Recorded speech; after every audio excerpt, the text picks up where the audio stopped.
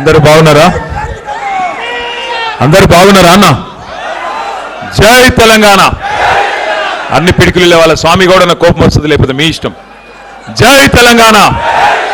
కేసీఆర్ గారి నాయకత్వం, కేసీఆర్ గారి నాయకత్వం. Thank you.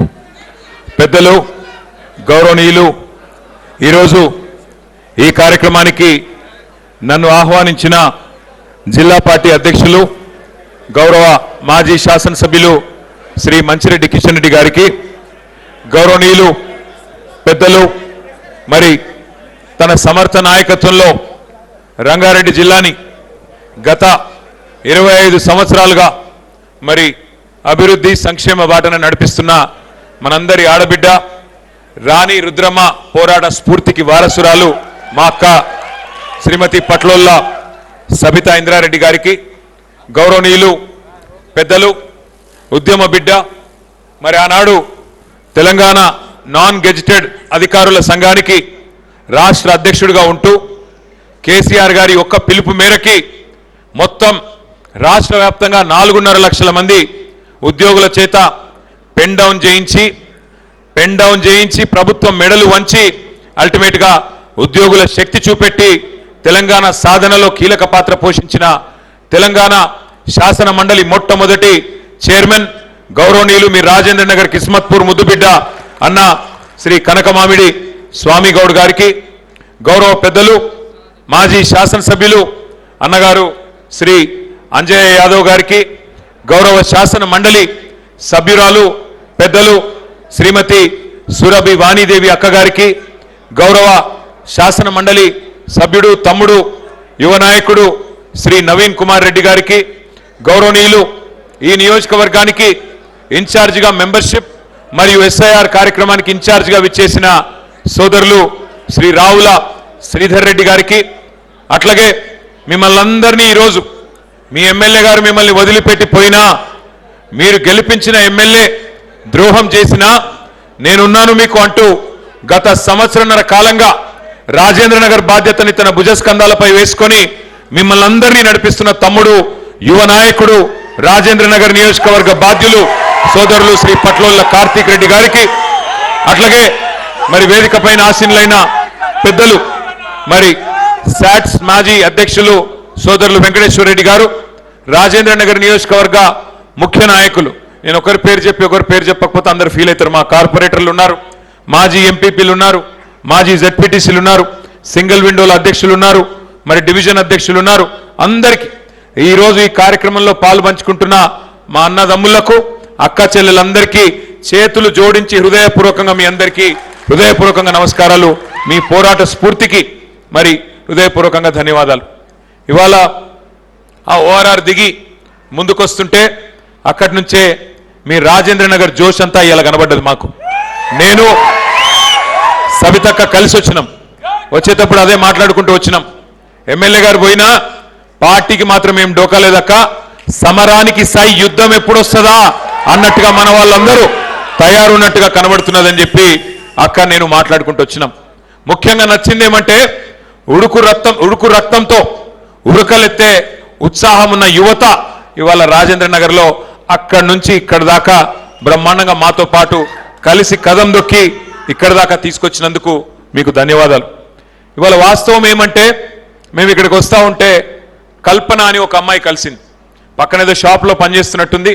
ట్రాఫిక్లో మా బండి ఆగిపోతే వచ్చి ఇట్లా అద్దం కొడితే తలుపు తీస్తే అమ్మాయి కళ్ళల్లో నీళ్లున్నాయి. ఎప్పుడొస్తారన్నా మళ్ళా అమ్మాయి నోట్లోకి వచ్చిన మాట, అన్నా ఎప్పుడొస్తారన్నా కబ్ ఆయింగే ఫిర్ కేసీఆర్ సాబ్ కబ్ వాపిస్ ఆయింగే కబ్ ఫిర్ ఏక్ బార్ హుకూమత్ సంభాలింగే అంటూ ఆ అమ్మాయి అడిగిన మాటలు, ఆమె కళ్ళల్లో నీళ్లు చూస్తుంటే అది ఆ అమ్మాయి ఆవేదన కాదు. ఇవాళ రాష్ట్రంలో కాంగ్రెస్ ప్రభుత్వం చేతిలో దగాబడ్డ ప్రతి బిడ్డ, రైతు బిడ్డ కావచ్చు, లేదా ఒక సామాన్య మహిళ కావచ్చు, లేదా ఒక పెద్ద మనిషి కావచ్చు, 2 లక్షల ఉద్యోగాలని చెప్పి మోసపోయిన తెలంగాణ తమ్ముళ్ళు చెల్లెలు కావచ్చు, ప్రతి మనిషి గుండెలో ఇలా ఒక్కటే ఉన్నది నినాదం, కాంగ్రెస్ పోవాలే, కేసీఆర్ రావాలే. కాంగ్రెస్ పోవాలే, ఇది ఒక్కటే నినాదం ఉన్నది. మనం ఎదురు చూసేది కేవలం క్యాలెండర్ ఎప్పుడు మారుతుందా అని చూడాలి గంతే. కానీ ఒకటి పక్క, కాంగ్రెస్ కేల్ ఖతం, దుకాణం బంద్, కేసీఆర్ తిరిగి వచ్చేది ముమ్మాటికి పక్క. ఇది ఎవరు మార్చలేరు. ముఖ్యంగా మీరున్నంత కాలం, మీరు గట్టిగా నిలబడ్డంత కాలం ఏ ఎమ్మెల్యే ఎటు పోయినా, ఎవరు ఎక్కడ పోయినా, ఎంత పెద్ద నాయకులు గోడలు దుంకినా రాజేంద్ర నగర్ లో మళ్ళీ తిరిగి ఎగిరేది ఇదే గులాబీ జెండా అనే మాట నేను మీకు విజ్ఞప్తి చేస్తా ఉన్నా. ఎందుకు అంటే ఇవాళ కాంగ్రెస్ అధికారంలోకి అయితే వచ్చింది. అడ్డగోలు అబద్ధాలు, ఒకటి కాదు రెండు కాదు, 420 వాదే, 420 హామీలు ఇచ్చినారు. ఒక్కసారి గుర్తు తెచ్చుకోండి, ఎన్ని మాటలు, ఎన్ని అబద్ధాలు. 13 డిక్లరేషన్లు, 420 హామీలు, 6 గ్యారంటీలు. 100 రోజుల్లోనే అన్ని అమలు చేస్తాం, అందరికీ అన్ని ఇస్తాం అని అడ్డగోలు హామీలు ఇచ్చి అధికారంలోకి అయితే వచ్చినారు. మరి వచ్చిన తర్వాత ఏమైంది? ఈరోజు మీ అందరికీ కనబడతానే ఉంది. ఇవాళ ఎట్లాంటి పిల్లలు ఉన్నారు మన దగ్గర, ఎంత చాకులు లాంటి పిల్లలు ఉన్నారు.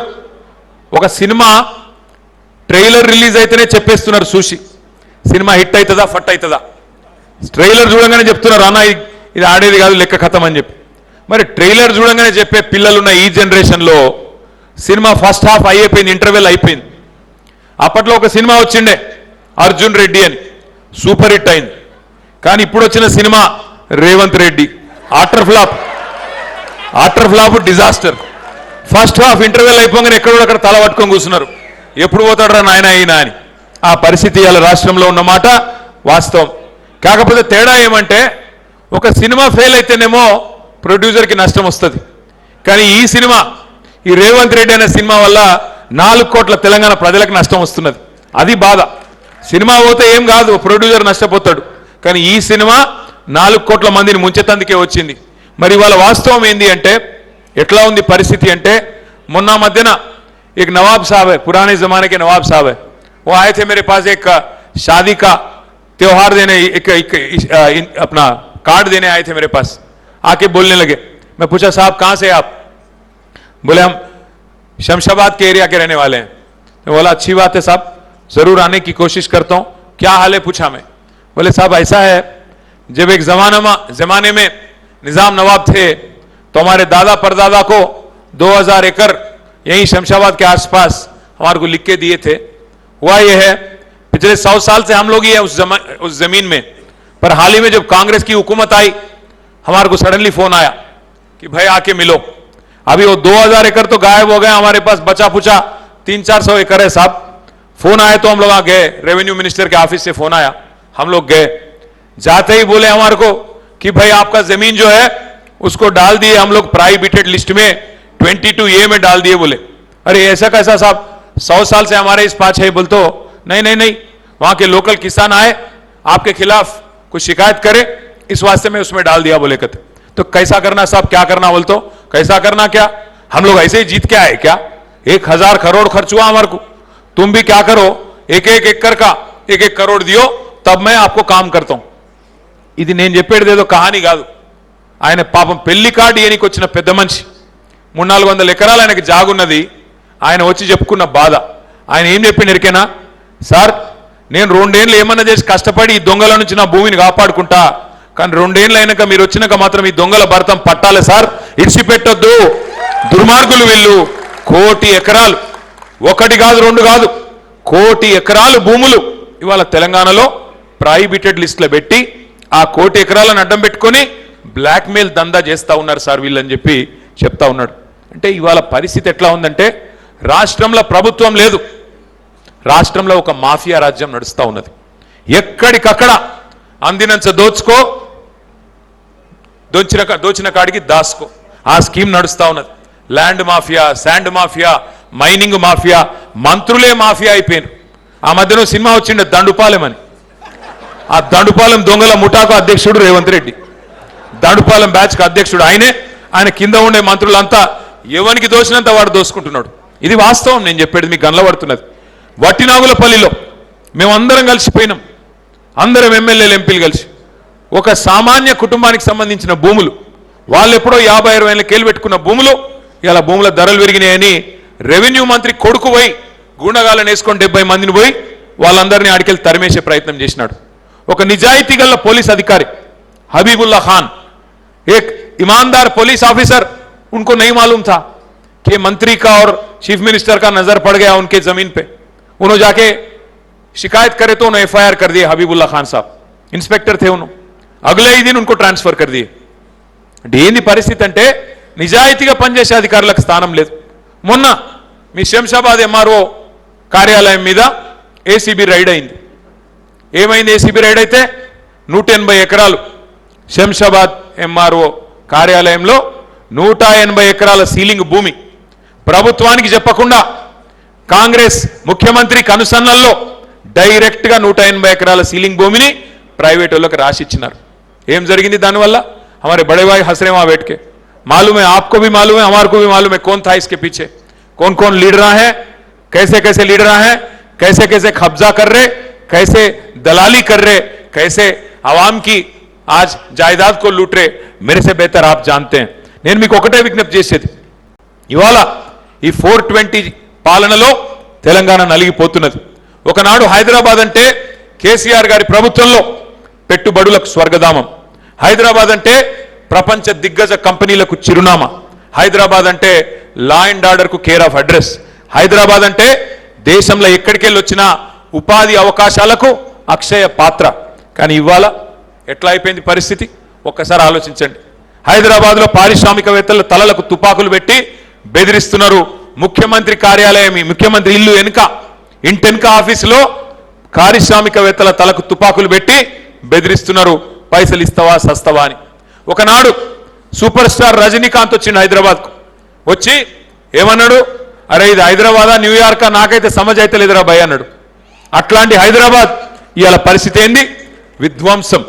విధ్వంసం అంటే నేనేదో ఊరికే అనట్లేదు, మా తమ్ముళ్ళని నేను కోరుతా ఉన్నా, విధ్వంసాన్ని నేను మాటల్లో చెప్పడం కాదు, మీకు చూపెట్టాలనే వచ్చిన నేను। మూసీ పేరు మీద, హైడ్రా పేరు మీద వీళ్ళు చేస్తున్న దుర్మార్గాలు।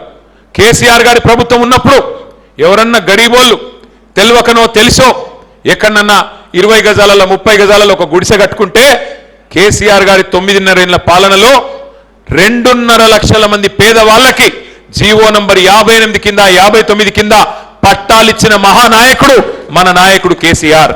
కానీ ఇలా కాంగ్రెస్ వాళ్ళు ఏం చేస్తున్నారు ఒక్కసారి నేను మీకు చూపెడతా। హైడ్రా భూతం పేరిట ఇలా వాళ్ళు చేస్తున్న కార్యక్రమాన్ని ఒక్కసారి చూపెట్టాలని చెప్పి మా తమ్ములను ఆ వీడియో ప్లే చేయమని చెప్పి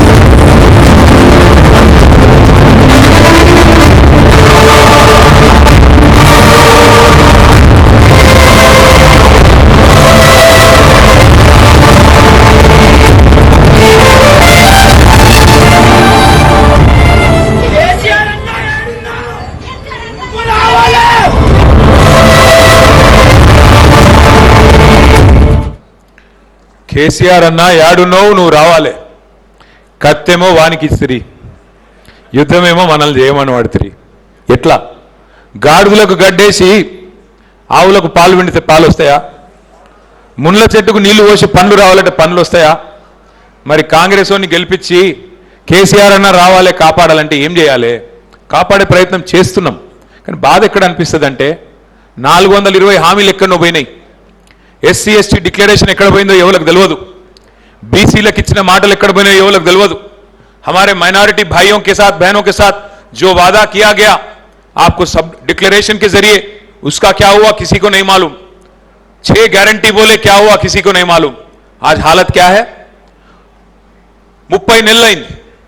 2.5 సంవత్సరాలు అయిపోయింది కాంగ్రెస్ ప్రభుత్వం వచ్చి.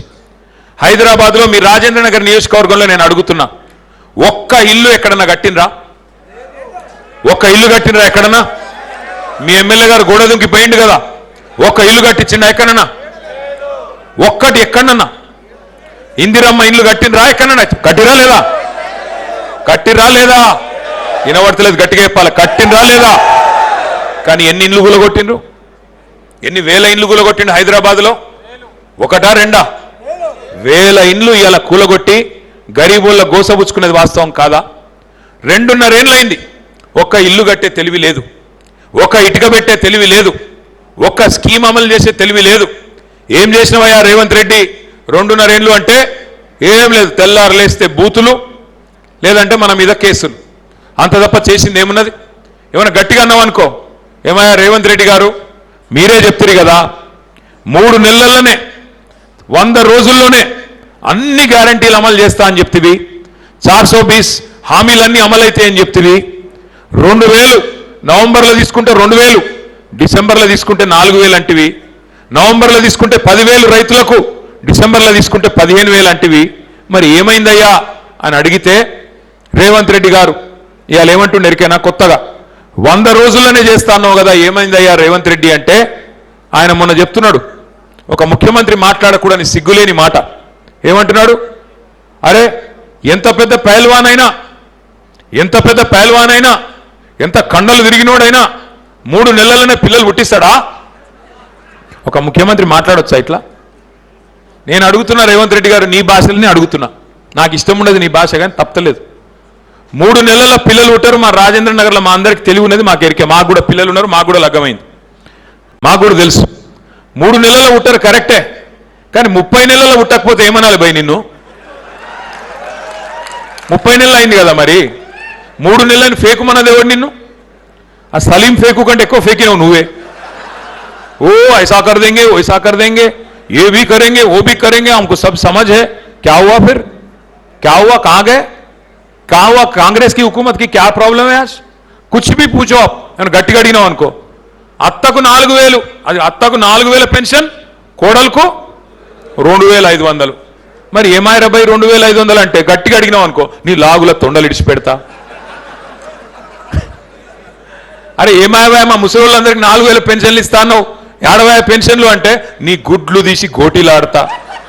అరే మరి రాజేంద్ర నగర్ ఎయిర్పోర్ట్ ఎందుకు, మెట్రో ఎందుకు రద్దు చేసినావు రా భయ్, గదన్న చెప్పు అంటే నీ పేగులు తీసుకొని మెడలేసుకుంటా.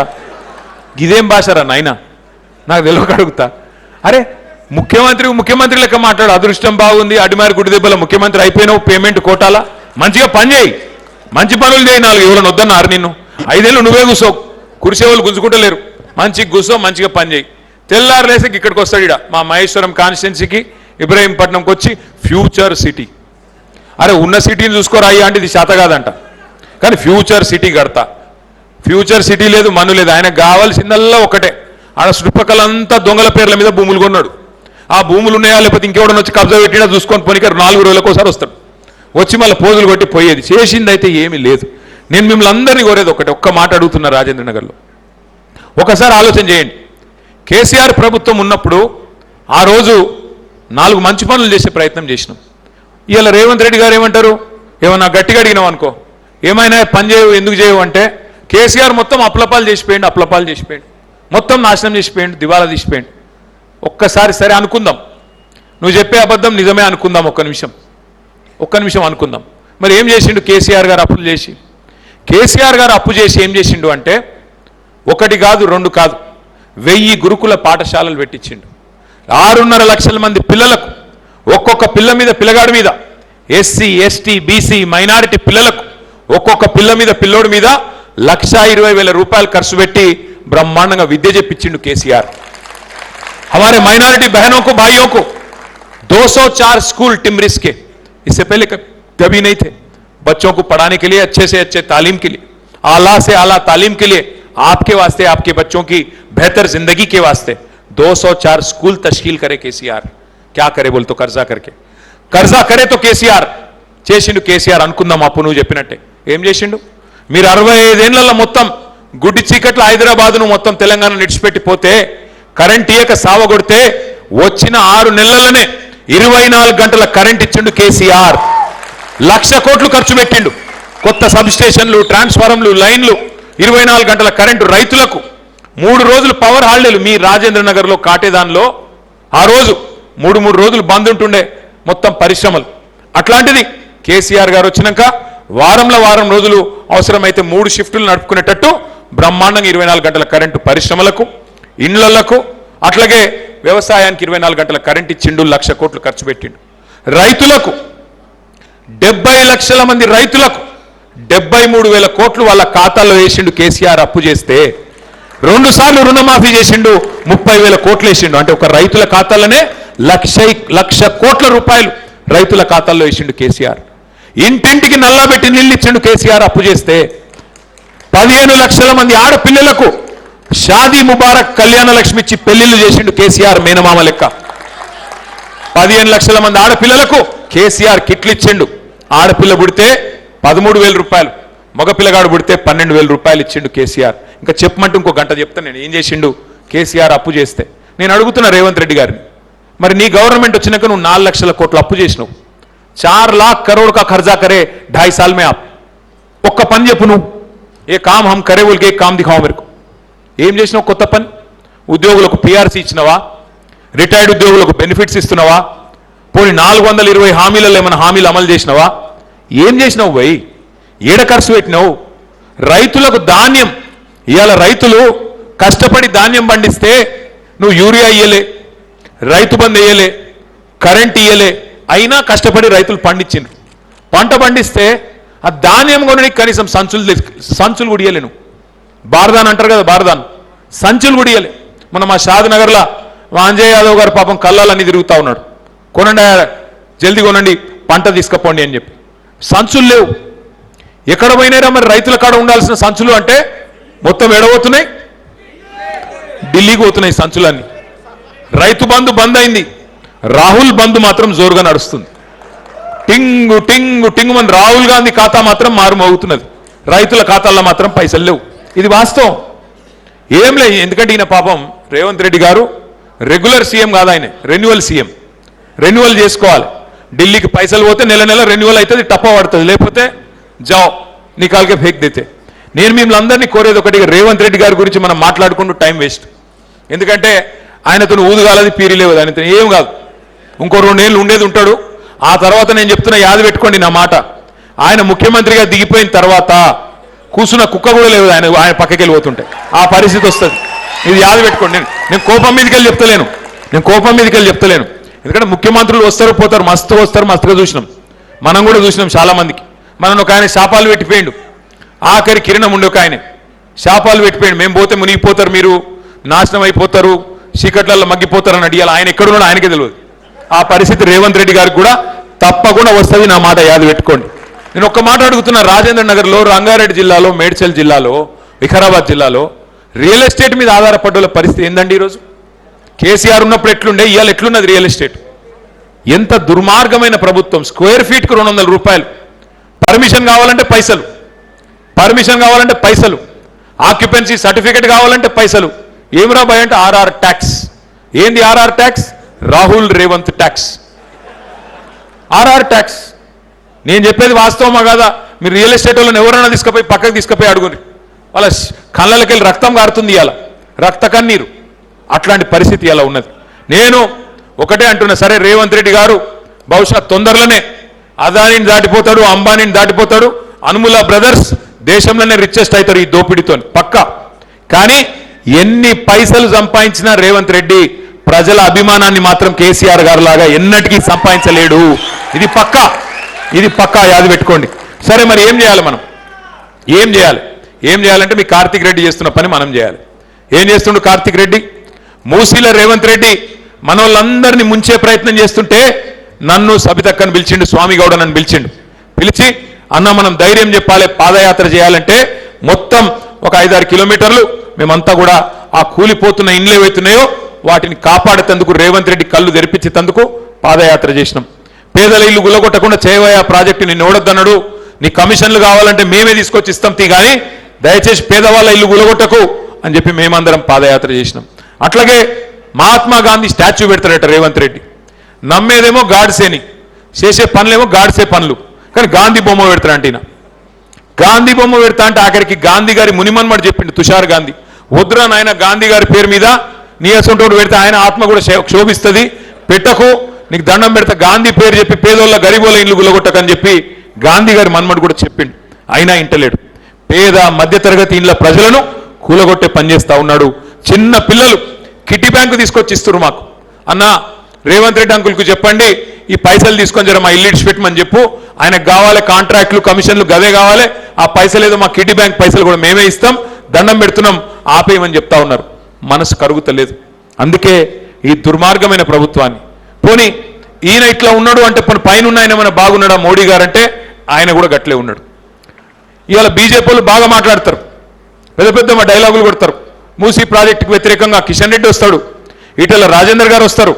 కానీ ఏం జరిగింది నిన్న? మూసీ ప్రాజెక్టులో అక్కడ డిఫెన్స్ ల్యాండ్ ఉన్నది, రక్షణ శాఖ భూమి ఉన్నది. గాంధీ బొమ్మ పెడతాం 1000 కోట్ల రూపాయలు పెట్టి అంటే అక్కడ మరి రక్షణ శాఖ భూములు ఉన్నాయి. నిజంగా బీజేపీకి నరేంద్ర మోడీ గారికి నిజాయితీ ఉంటే, ప్రజల సొమ్ము దోసుకోవద్దు, ఈ పేదవాళ్ళ ఇండ్లు కూలొద్దు అన్న నిజాయితీ నీకుంటే ఆ రక్షణ శాఖ భూములు ఎందుకు ఇచ్చినావు? నిన్నగాక మొన్న ఇచ్చిండు నరేంద్ర మోడీ ప్రభుత్వం.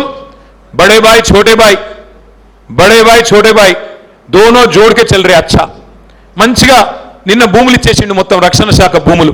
మూసీ ప్రాజెక్టు కట్టుకో, గరీబోన్ల ఇల్లు గులగొట్టు, ఇద్దరు కలిసే మనం మంచిగా ప్రజలను మోసం చేద్దామని చెప్పి ఇవాళ దుర్మార్గమైన పనులు చేస్తున్నారు. నాకు ఒకటి అర్థం కూడా కాదు, ముఖ్యమంత్రి గారికి ఏ పని చేయనికి పైసలు లేవంట, గరీబోళ్ళకి 4000 పెన్షన్ ఇయనికి పైసలు లేవు, ఇమాం మౌజన్లకు 10,000 రూపాయలు ఇస్తాడు పైసలు లేవు, మా ఆడబిడ్డలకు 2,500 ఇస్తాడు पैसे नहीं है, तुलम బంగారం అన్నాడు पैसे नहीं है, किसी चीज के लिए पैसे नहीं है उनके पास. ఏ ఒక్క పనికి పైసలు లేవు, కానీ మూసీ గట్టనికి మాత్రం 1,50,000 కోట్లు ఉన్నాయంట. మరి అవేడికెళ్ళి వస్తున్నాయి? అన్న కమిషన్లు దొబ్బొచ్చు, అందులోకెళ్ళి మొత్తం పైసలు కొట్టుకొని రాహుల్ గాంధీకి పంపొచ్చు, దానికి మాత్రం పైసలు ఉంటాయి. గరీబులకి ఏనికి మాత్రం లేవు. రైతు బంధు ఏనికి పైసలు లేవు, యూరియా ఏనికి పైసలు లేవు, పెన్షన్లు పెంచడానికి పైసలు లేవు, మహిళలకు ఏది ఏనికి పైసలు లేవు. నేను ఇలా రాజేంద్ర నగర్ వేదికగా ముఖ్యమంత్రి గారికి ఒకటే చెప్తున్నా. ఇలా మీరు అంటున్నారు, నేను చూస్తా ఉన్నా, ఏమంటున్నారు ముఖ్యమంత్రి గారు? మహిళలందరినీ, 1 కోటి మంది మహిళల్ని, ఒకళ్ళిద్దరిని కాదంట, 1 కోటి మంది మహిళల్ని కోటీశ్వర్లు చేసేదాకా ఇడిచిపెట్టాడంట. నమ్ముదామా? నేను ముందే చెప్పినా మళ్ళీ చెప్తున్నా, ఇది 1 కోటి మందిని కోటీశ్వర్లు చేసే బ్యాచ్ కాదు, తులం బంగారం పెట్టే బ్యాచ్ కాదు, మెడల పుస్తల తాడు కూడా ఎత్తుకుపోయే బ్యాచ్. ఇది చాలా డేంజర్ బ్యాచ్. నేను మీకు రాజేంద్ర నగర్ వేదికగా రేవంత్ రెడ్డికి ఒకటే చెప్తున్నా, అయ్యా నువ్వు 1 కోటి మందిని కోటీశ్వర్లు చేసుడు దేవుడు ఎరుగు. ఒక పని చేయు, లక్షాధికారులు చేయి. ముందైతే లక్షాధికారులు చేయి, కోట్ల తర్వాత లక్షాధికారులు చేయాలంటే ఏం చేయాలి? నువ్వు చెప్పినావు కదా, నువ్వే అత్తకు 4,000, కోడలకు 2,500 అని చెప్పినావు కదా, నెలకు 2,500, 12 నెలలకు ఎంత అవుతుందమ్మా?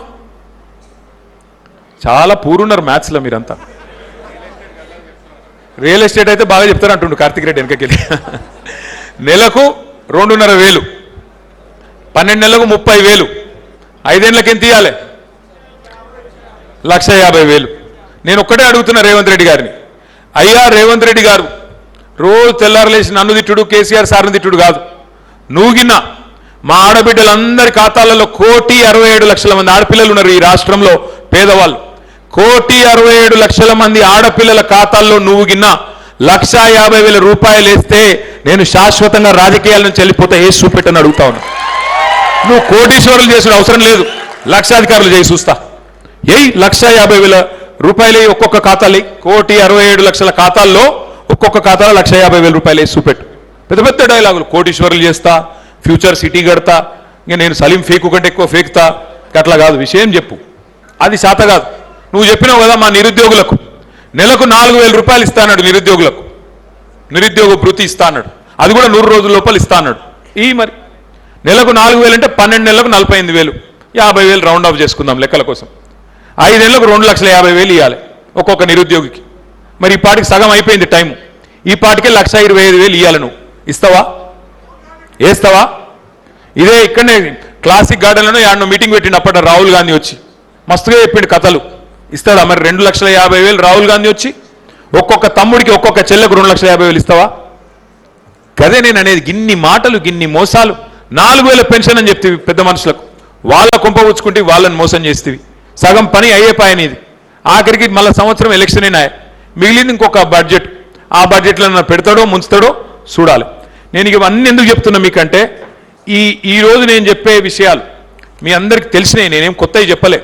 కానీ మనం రేపటి రోజున మీ అందరి కోరిక ఉంది, కేసీఆర్ గారు మళ్ళీ ముఖ్యమంత్రి కావాలి, మళ్ళా రాజేంద్ర నగర్లో గులాబీ కండువా ఎగరాలే, ఈ రాష్ట్రంలో పేదవాళ్ళు సంతోషంగా ఉండాలన్న కోరిక మీకుంది, నాకుంది.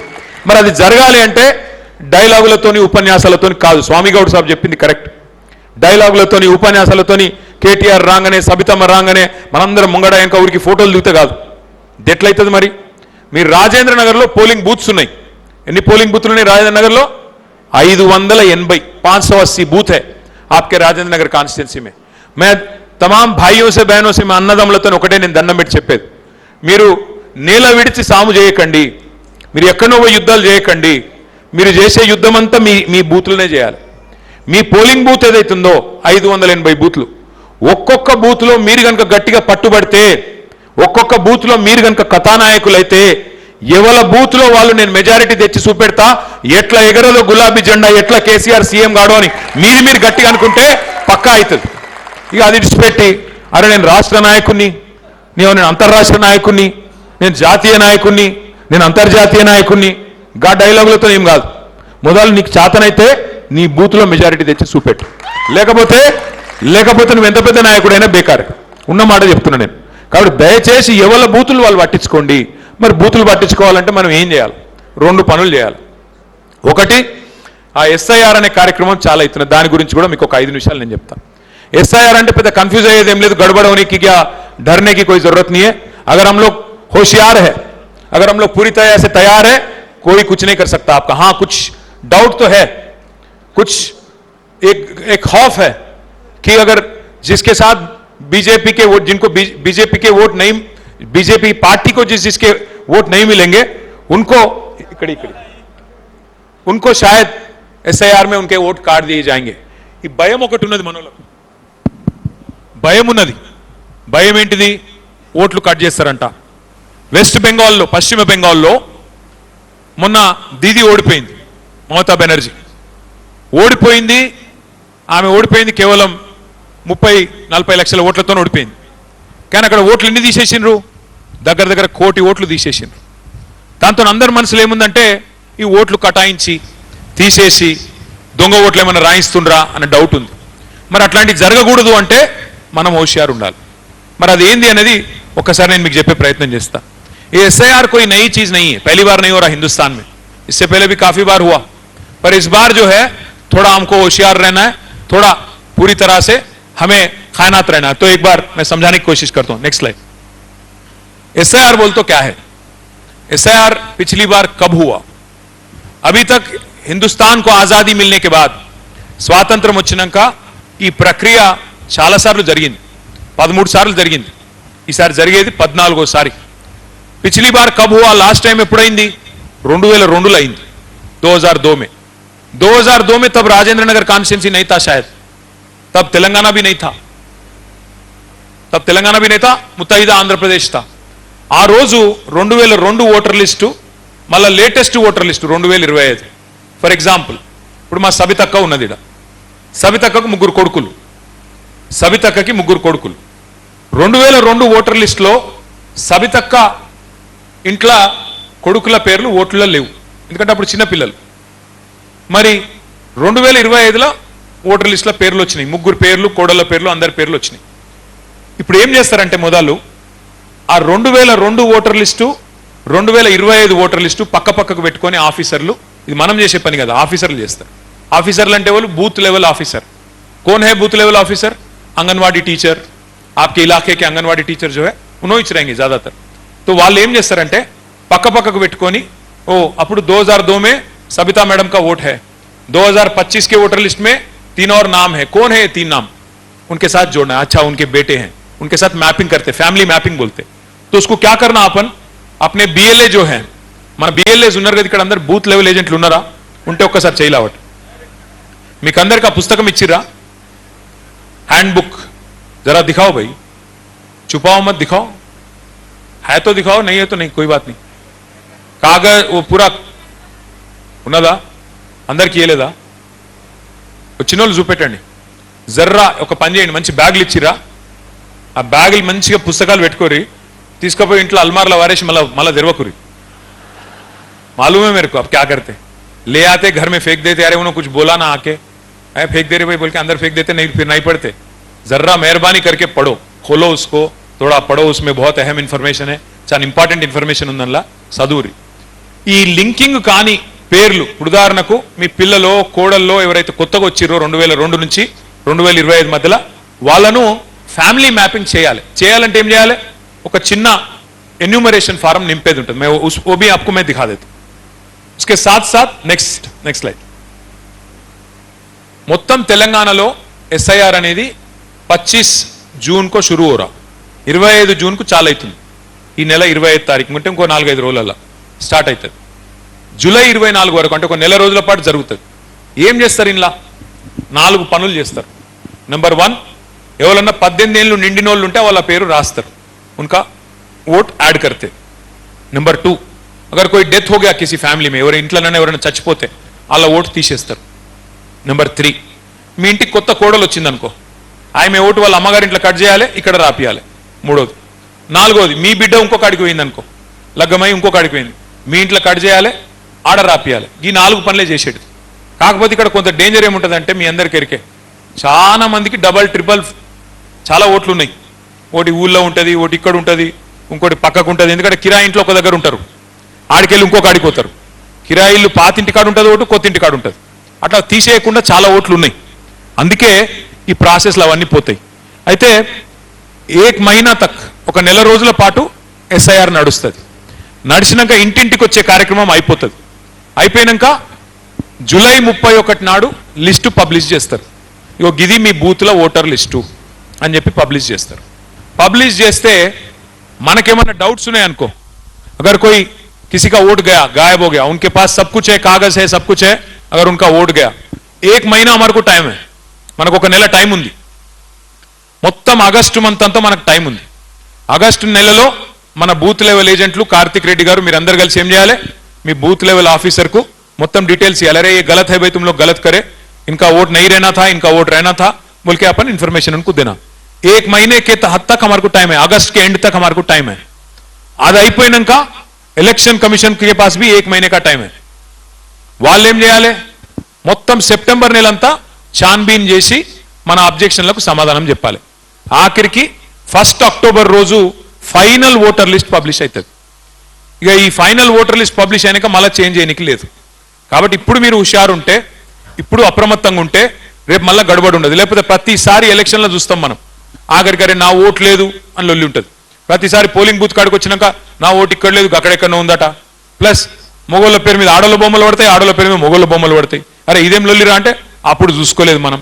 అందుకే ఇప్పుడు కరెక్ట్గా చూసుకుంటే, ఇప్పుడు కరెక్ట్గా పని చేసుకుంటే, అంగ్రేజీ में एक जबरदस्त कहावत है, ఇంగ్లీష్లో ఒక మంచి సామెత ఉన్నది, the more you sweat in peace the less you bleed in war, the more you sweat in peace the less you bleed in war. అంటే దీని అర్థం ఏంటంటే, ఏ యుద్ధము లేనప్పుడు నువ్వు గిన్న చెమట వడిపి కరెక్ట్గా పని చేసుకుంటే నీకు యుద్ధంలో తక్కువ రక్తం గారుతుంది, తక్కువ నష్టం జరుగుతుంది అని అర్థం। అందుకే ఇప్పుడు కరెక్ట్గా కార్యకర్తలు పని చేసుకుంటే, ఇప్పుడు కరెక్ట్గా ఓట్లు మనం రాయించుకుంటే, మన మెంబర్షిప్ కార్యక్రమం కరెక్ట్గా చేసుకొని బూత్ల వారీగా మనం 580 బూత్లలో ప్రతి బూత్లో సైనికులను ఇప్పుడు తయారు చేసుకుంటే, రేపు యుద్ధంలో 10-12 వేల మంది సైనికులం జబర్దస్త్ కాంగ్రెస్ ను బీజేపీని ఉరికిచ్చి మల్ల రాజేంద్ర నగర్ లో గులాబీ జెండా ఎగరేసుకోవచ్చు। అందుకోసమే ఈ రోజు ఈ మీటింగ్ మీ అందరికి సమజాయించే కార్యక్రమం। నెక్స్ట్ क्या करना, BLA बोलतो क्या करना, BLA ఏం చేయాలంటే బూత్ లెవెల్ ఏజెంట్ ఎక్కువ కష్టపడేది ఏం లేదు, ఒక బూత్ లో 1000 ఓట్లు ఉంటాయి, 1000 ఓట్లు అంటే ఇండ్లు ఎన్ని ఉంటాయి? 300 నుంచి 350 ఇండ్లు ఉంటాయి. సో నెల రోజులలో మీరు 300 ఇండ్లు తిరగాలి. రోజుకు 10 ఇండ్లు, 12 ఇండ్లు, 15 ఇండ్లు, అంతకంటే ఎక్కువ లేదు. సో రోజుల గంట, గంటన్నర, 2 గంటల కంటే ఎక్కువ తిరిగేది లేదు. ఆ గంట 2 గంటలలో మీరు ఏం చేయాలి? Anganwadi teacher, booth level officer ఎవరైతే ఉంటారో వారు మీరు కలిసి ఇంటింటికి పోవాలి. ఆ ఇంటింటికి పోయినాక అక్కడ ముచ్చట పెట్టాలి. అమ్మ బాగున్నారా? మీ ఇంట్లో బాగున్నారా? మరి అన్ని స్కీమ్లు వస్తున్నాయా? తులం బంగారం వచ్చిందా? 4000 పెన్షన్ వచ్చిందా? ఇవన్నీ అడగాలి. బరాబర్ అడుగుతారా? అడగరా? అడగాలి. అడగపోయి ముచ్చట పెట్టాలి కదా, లేకపోతే ఎట్లా? అమ్మ మరి స్కూటీలు ఇస్తాన్నారు, స్కూటీలు వచ్చినాయా? అదేదో 5 లక్షల కార్డు ఇస్తాన్నాడు, వచ్చిందా? ఇంకేమేమి వచ్చినాయి జర చెప్పమ్మా అని చెప్పి అడగాలి. ఇక మనం చెప్పే అవసరం ఏం లేదు. నువ్వు అడుగుడాల్సిన వాళ్ళే తిట్లు అందుకుంటారు. అమ్మ తిట్లు తర్వాత తిడదాం తీయని చెప్పి నువ్వు మెల్లగా కూర్చొని ఫస్ట్ అయితే ఈ పని చేసుకుందాం అక్క అని చెప్పి ఈ పని చేపియాలి. ఇందులో ఏం లేదు కన్ఫ్యూజ్ అయ్యేది. మళ్ళీ చెప్తున్నా నేను, 18 ఏళ్ళు నిండిన వాళ్ళై రాయించాలి, చచ్చిపోయిన వాళ్ళ ఓట్లు తీసేయించాలి. మీ ఇంటికి కొత్త కోడలు వస్తే ఆ అమ్మాయి ఇక్కడ రాపియాలి, అక్కడ కట్ చేపియాలి వాళ్ళ ఇంటికాడ. అట్లాగే మీ ఇంటి పిల్ల ఇంకొక అడిగి పోతే మీరు ఇక్కడ ఓటు కట్ చేయాలి, వాళ్ళ అత్తగారింట్లో రాపియాలి. గంతే. ఇంతకంటే ఎక్కువ చెప్పేది ఏం లేదు. కన్ఫ్యూజ్ కావద్దు. నెక్స్ట్, ఇక మీరు బాధ్యతలు గింతే, ఇంతకంటే ఎక్కువ ఏం లేదు. నేను చెప్పిందే గదే బాధ్యత. పోవాలి, తిరగాలి, రోజుకు 10 ఇండ్లు తిరగాలి, నెల రోజుల్లో మొత్తం 300 ఇండ్లు కవర్ చేసుకోవాలి. ఎక్కడ కూడా దొంగ ఓట్లు ఉండొద్దు, అసలు ఓట్లు పోవద్దు. దొంగ ఓట్లు ఉండొద్దు, అసలు ఓట్లు పోవద్దు. ఎందుకంటే మనకు కాంగ్రెస్ లెక్క బీజేపీ లెక్క దొంగ ఓట్లతో గెలిచే అలవాటు లేదు. నిజాయితీగా ఎలక్షన్ జరిగితే 100 సీట్లు కేసీఆర్ గారు గెలుస్తారు, మళ్ళీ ముఖ్యమంత్రి అవుతారు. మీకెరికే నాకెరికే. నిజాయితీగా ఎలక్షన్ జరగాలన్నదే మనం అడిగేది. మనం ఏ రంగు పని చేసే అవసరం లేదు. నెక్స్ట్, మీకు కొత్త ఓటు రాయించాలంటే ఏం సర్టిఫికెట్లు ఉండాలి? ఇక ఇవన్నీ కాయిదాలు, 13 రకాల కాయిదాలు సుప్రీంకోర్టు తీర్పు ప్రకారం ఏదున్నా రాయించవచ్చు. मैं जो भी बोल रहा हूं आपको अभी, आपको जो मैं बुक दिया हैंड बुक बोल के, हैंड बुक में सब कुछ है. अगर आपको कोई डाउट है तो कार्तिक रेड्डी रहेंगे, कार्तिक रेड्डी और श्रीधर रेड्डी साहब रहेंगे. दोनों को आप टच करो, మీకు మొత్తం సంజాయిస్తారు. ఏమైనా డౌట్ ఉంటే క్లారిఫికేషన్ చేస్తారు. ఈ 13 కాయిదాలలో ఏమున్నా కూడా మీకు ఓటు రాయాలి. బర్త్ సర్టిఫికేట్ కానీ, లేకపోతే క్యాస్ట్ సర్టిఫికేట్ కానీ, మీకు ఇంకా 10వ తరగతి పాస్ అయిన సర్టిఫికేట్ కానీ, ఇంకోటి కానీ 13 రకాల డాక్యుమెంట్స్ ఏదున్నా మీకు ఖచ్చితంగా ఓటు ఇవ్వాలి. నెక్స్ట్, यहाँ पे बहुत अहम चीज है, ये जर्रा इस पे गौर करो. ఇది ఒక్కటి చూడండి. ఒక్కొక్క మనిషికి కొన్ని దగ్గరలో మేము చూసినాం ఓటర్ లిస్టులలో 4, 5, 10, 12 ఓట్లు ఉన్న వాళ్ళు కూడా ఉన్నారు. మరి ఎట్లా దేవులాడాలి? ఇప్పుడు ఉదాహరణకి ఎగ్జాంపుల్ చెప్తున్నా. మొన్న జూబ్లీ హిల్స్ ఎలక్షన్ అయింది. జూబ్లీ హిల్స్ ఎలక్షన్లో మేము గల్లీ తిరుగుతున్నాం. కార్తిక్ కూడా, మీ రాజేంద్ర నగర్ కూడా మొత్తం షేక్పేట్లో పనిచేసారు. ఆడ చూస్తే ఈ అమ్మాయి ఉన్నది. ఈ అమ్మాయి పేరు లావణ్య, భర్త పేరు శ్రీనివాస్. అమ్మాయికి 5 ఓట్లు ఉన్నాయి. జూబ్లీ హిల్స్ లో 2 ఓట్లు ఉన్నాయి, ఖైరతాబాద్లో 1 ఉంది, అంబర్పేటలో 1 ఉంది, మషీరాబాద్లో 1 ఉంది. అరే మరి ఒక అమ్మాయి 5 ఓట్లు ఉంటే అసలు ఆమె ఎక్కడున్నది? ఇప్పుడు మనం దేవులాడాలే, పట్టుకోవాలి. దేవులాడాలంటే మీరు దేవులాడక్కర్లేదు. నేను కార్తిక్ రెడ్డి గారికి మీ రాజేంద్ర నగర్ నియోజకవర్గంలో ఎన్ని అనుమానాస్పద డూప్లికేట్ ఓట్లు ఉన్నాయి, ఎన్ని ఉన్నాయి డౌట్ఫుల్ ఓట్లు ఎన్ని ఉన్నాయి, లిస్టు మొత్తం కార్తిక్ రెడ్డికి నేను ఇస్తా. ఆయన ఏం చేస్తాడు? డివిజన్ల వారీగా మీకు బూత్ల వారీగా మీకు ఇస్తాడు. మీరు డబుల్ చెక్ చేసుకోవాలి. ఎట్లా చేసుకోవాలి? నెక్స్ట్, మీకు 2 ఇస్తున్నాం, ఒక హ్యాండ్ బుక్, ఒక వర్క్ బుక్. హ్యాండ్ బుక్ ఇప్పుడు మీరు మీ చేతులు ఉన్నది, అందులో మొత్తం డీటెయిల్స్ ఉన్నాయి. నెక్స్ట్ వర్క్ బుక్ అంటే ఇట్లుంటది. ఇప్పుడు నేను చెప్పింది అది. కార్తిక్ రెడ్డి ఏం చేస్తాడు? మీకు ప్రతి బూత్ లో ఉండే 1000 ఓట్లకు సంబంధించి లిస్ట్ మీకు ఇస్తాడు. మనం ఏం చూసుకోవాలి? ఈ ఓటర్ లింక్ అయిందా లేదా? లింక్ అంటే ఏంది? కొడుకు బిడ్డ గతంలో లేకుండొచ్చు, 2002లో ఇప్పుడు ఉండొచ్చు. వాళ్ళది లింక్ అయిందా లేదా? లింక్ కాకపోతే ఎన్యూమరేషన్ ఫామ్ నింపినరా లేదా? ఇవన్నీ చూసుకొని ఒకటి టిక్ పెట్టుకోవాలి. ఆ రోజు మీరు 10 ఇండ్లు తిరిగిరు అనుకో, 10 ఇండ్లు తిరిగితే ఒక 30-40 ఓట్లు అయిపోతాయి. అన్ని టిక్ పెట్టుకోవాలి. ఆ రోజు పని అయిపోయింది. నెక్స్ట్ డే మళ్ళీ పోవాలి, వర్క్ బుక్ లెక్క పెట్టుకోవాలి. మొత్తం జల్లెడ పట్టాలి. ఓటర్ లిస్ట్ మొత్తం జల్లెడ పట్టి ఎన్ని ఓట్లు ఉన్నాయి, కరెక్ట్ ఓట్లు ఎన్ని ఉన్నాయి, డూప్లికేట్ ఓట్లు ఎన్ని ఉన్నాయి, జల్లెడ పట్టుకోవాలి, చూసుకోవాలి. ఎక్కడ కూడా ఎవరిదైనా తప్పిపోయి కూడా ఓటు గల్లంతు కాకుండా చూసుకోవాల్సిన బాధ్యత మన మీద ఉన్నది. ఇదిగిన మీరు కరెక్ట్గా చేస్తే 580 బూత్లలో మీకు 2 లాభాలు ఉన్నాయి. ఒకటి, కరెక్ట్ మనుషులు ఓటర్లు వెళ్తారు. రెండోది, మీరు తిరిగినప్పుడు ఆ సంబంధాలతోని అరే మా ఓటు రాయించారు మా వాళ్ళు, మా బీఆర్ఎస్ వాళ్ళు, మా కార్తీక్ అన్నతో వచ్చిరు వీళ్ళంతా అని చెప్పి రేపు మీరు మెంబర్షిప్ పోతే కూడా వాళ్ళందరూ మళ్ళీ మీతో దగ్గరుండి అరే కేసీఆర్ సాబ్ ఫిర్ వాపస్ ఆనాజీ అచ్చే ఆద్మీ అవును జల్దీ ఉनको ఫిర్ వాపస్ లావోబాయ్ అని చెప్పి మెంబర్లు కూడా అవుతారు మీకు. కాబట్టి మీరు ఈ కార్యక్రమం మంచిగా చేసుకోవాలి. లాస్ట్, ఇది చాలా ఇంపార్టెంట్. నా బూత్, मेरी बूथ अगर मजबूत है तो मैं राजेंद्र नगर जीत सकता हूं. ఏ ఆప్కే దిల్ మే रहना నేను ఎక్కడో నేల విడిచి సాము చేయాల్సిన అవసరం లేదు ఎక్కడో పోయి ఇంకేనో మెడల్ కట్టేసే అవసరం లేదు మీ బూత్ లగిన మీరు మెజారిటీ చేస్తే आपके बूथ को अगर आप मजबूत बनाएंगे तो जरूर आप इलेक्शन जीतेंगे మీరు కేసీఆర్ సీఎం కావాలని ఉండి మనసు నిండా ప్రేమ ఉండి అరే మా పార్టీ గెలవాలని షోక్ ఉండి మీరు మళ్ళా ఇండ్లలో కూర్చుంటే నడవదు మనం గట్టిగా అనుకోవాలి 580 పోలింగ్ బూత్లలో గట్టిగా మనం పని చేసుకోవాలి ఏ బూత్ కా బూత్ సిస్టమేటిక్ గా పని చేసుకొని బూత్ కమిటీలు వేసుకొని ముంగటికి పోదాం నేను మిమ్మల్ని అందరినీ కోరేది ఒకటే ఇదేమో ఎస్ఐఆర్ కార్యక్రమం రెండోది మెంబర్షిప్ కార్యక్రమం కూడా తొందరలో ప్రారంభమవుతుంది దానికోసం కూడా ఏం చేసినాం ఒక యాప్ తయారు చేసినాం నువ్వు ఆ యాప్ ఏంటిది ఇవాళ రేపు మీరు చిన్న టూత్ పేస్ట్ కావాలంటే కూడా యాప్లనే కొంటారు సినిమా టికెట్లు కావాలంటే యాప్లనే కొంటారు అమెజాన్లో అన్ని బటన్ ఒత్తుల మీద నడుస్తున్నది ఇవాళ రేపు అందుకే ఏమనుకున్నాం ఆఖరికి ట్యాక్సీ విలువాలంటే కూడా బటన్ ఒత్తుతారు ఊబర్ అని అందుకే మనం కూడా ఏం చేసినామంటే పార్టీ నుంచి ఒక యాప్ తయారు చేసినాం ఆ యాప్ ఏముంటుంది అందులో ఏం లేదు మీరు గడబడేది ఏం లేదు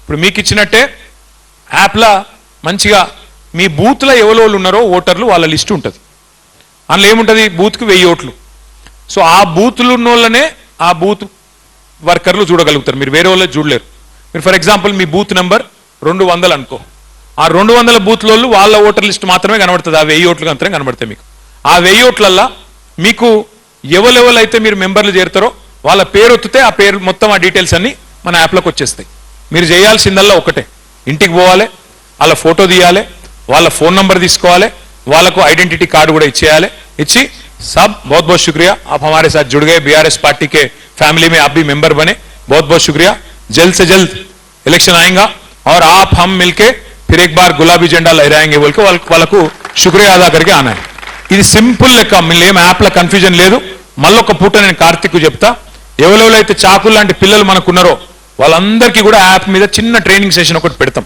బూత్కి 2 చొప్పున అలగ్సే ఒక ట్రైనింగ్ సెషన్ పెడతాం నేను మిమ్మల్ని అందరినీ కోరేది ఒకటే ఇలా కన్ఫ్యూజ్ అయ్యేది ఏం లేదు ఇలా మీరు ఇంత పద్ధతిగా ఆకలి అవుతుంటే కూడా కూర్చొని ఇంటూరు అంటేనే నాకు అర్థమైంది ఇంత పద్ధతిగా కూర్చున్నారు ఎంత బుద్ధిగా కూర్చున్నారు అంటే నాకే ఆశ్చర్యంగా ఉంది మనసులో ఎందుకంటే హైదరాబాద్లో మనకు కాలాగదు ఇంతసేపు ఒక దగ్గర కూర్చుని అలవాటు ఉండదు ఎప్పుడు ఈ ఫోన్ వస్తుంది ఆ ఫోన్ వస్తుంది అటు రుక్తుంటాం ఇటు రుక్తుంటాం కానీ మీరు ఇంతసేపు కూర్చున్నారంటే రాజేంద్ర నగర్లో పక్కా గులాబీ జెండా ఎగురుతుంది మీ కసి కమిట్మెంట్ తప్పకుండా మీ కష్టం ఫలిస్తుంది ముమ్మాటికి మరి తప్పకుండా మళ్ళీ గెలుస్తాం కానీ గెలుస్తామని చెప్పి ఇంట్లో కూర్చుంటే కాదు ఎస్ఐఆర్ మంచిగా చేయండి మెంబర్షిప్ మంచిగా చేయండి బూత్ల వారీగా కమిటీలు వేసుకోండి తప్పకుండా ఎక్కడ చిన్న ఉంటాయి పంచాయతీలు ఉంటాయి ఇళ్ళన్నాక పంచాయతీలు ఉండకుండా ఉంటాయి ఇక ప్రతి డివిజన్ల పంచాయతీలు ఉంటాయి ప్రతి బూత్ల పంచాయతీలు ఉంటాయి ప్రతి బస్తీల పంచాయతీలు ఉంటాయి ఒకళ్ళు బస్తీ కమిటీలకు రండి ఒకళ్ళు జిల్లా కమిటీలకు రండి లేదు ఒకళ్ళు రాష్ట్ర కమిటీలకు రండి అందరిని అకామిడేట్ చేసుకుందాం కంటికి రెప్పలా కాపాడుకుందాం ఈసారి గవర్నమెంట్ వచ్చినాక గతంలో మాదిరిగా కాదు ఈసారి గవర్నమెంట్ వచ్చినాక తప్పకుండా నేను మీకు మాటిస్తా ఉన్నా గతంలో ఉద్యమకారులు మా కార్యకర్తలు మనం ప్రభుత్వంలో పడి కొంత మనం మర్చిపోయినట్టయింది నేను ఒప్పుకుంటా కొంత మర్చిపోయినట్టయింది ఈసారి మాత్రం అట్లుండదు ఈసారి పక్కా నేను మీకు మాటిస్తున్నా ఒక్కొక్క ఉద్యమకారుడికి ఒక్కొక్క కార్యకర్తకి న్యాయం చేసే బాధ్యత నాది తప్పకుండా బాధ్యత నేను తీసుకుంటా అని చెప్పి మళ్ళొకసారి మీకు విజ్ఞప్తి చేస్తూ పేరున నమస్కారాలు జై తెలంగాణ కేసీఆర్ గారి నాయకత్వం థ్యాంక్ యూ గద పట్టుకోండి బాబు అందరికీ భోజనాలు ఏర్పాటు చేసి నువ్వు దిగు బాబు